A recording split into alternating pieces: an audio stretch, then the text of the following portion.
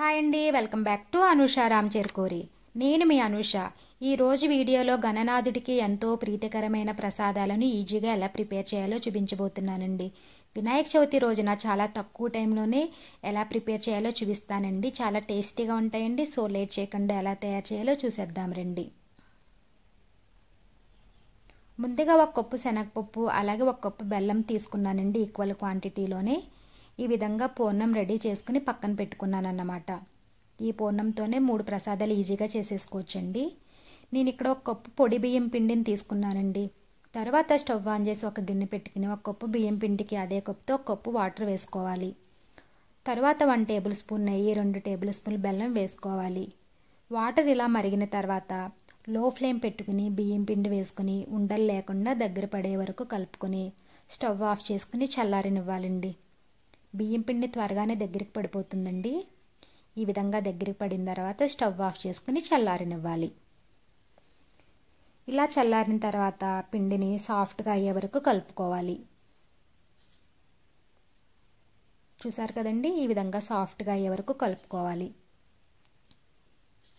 ఇప్పుడు పూర్ణంని ఈ విధంగా చిన్న చిన్న బాల్స్లా చేసి పక్కన పెట్టుకోండి. ఇప్పుడు చేతికి నెయ్యి రాసుకుని కొంచెం పిండిని తీసుకుని ఈ విధంగా స్ప్రెడ్ చేసుకోవాలి. ఇప్పుడు ఇందులో పూర్ణం పెట్టుకుని ఈ విధంగా క్లోజ్ చేసి ఇలా రౌండ్గా బాల్స్లా చేసుకోవాలండి. చూసారు కదండి, పూర్ణం కుడుములు రెడీ అయ్యాయి. ఇప్పుడు వీటిని పక్కన పెట్టుకోండి. ఇప్పుడు మోదక్స్ ప్రిపేర్ చేసుకుందామండి.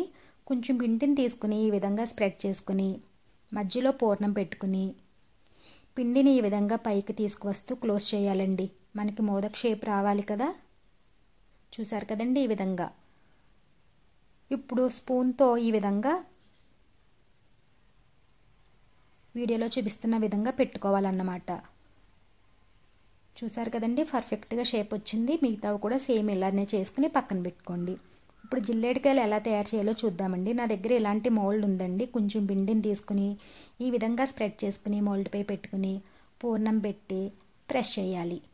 చూసారు కదండి, జిల్లేడికాయ కూడా రెడీ అయ్యింది. అన్నీ ఇలా చేసుకుని పక్కన పెట్టుకోండి. అన్నీ ఇలా ప్రిపేర్ చేసుకున్నాక వీటిని ఆవిరిపై ఉడికించుకోవాలండి. ఒక కడాయి పెట్టుకుని 2 కప్స్ వాటర్ వేసుకుని వేడయ్యాక ప్రిపేర్ చేసుకున్న ప్లేట్ పెట్టుకుని లో ఫ్లేమ్లో 15 నిమిషాలు కుక్ చేసుకోవాలి. 15 నిమిషాల తర్వాత స్టవ్ ఆఫ్ చేసి 10 నిమిషాలు రెస్ట్ ఇవ్వండి.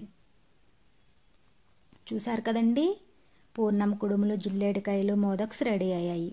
టేస్ట్ కూడా చాలా చాలా బాగుంటాయండి. చాలా ఈజీగా ప్రిపేర్ చేసుకున్నాం కదండి. గణనాథుడికి నైవేద్యంగా సమర్పిద్దాం. ఈ రెసిపీని మీరు కూడా ట్రై చేయండి. ఈ వీడియో కనుక మీకు నచ్చినట్లయితే లైక్ చేయండి.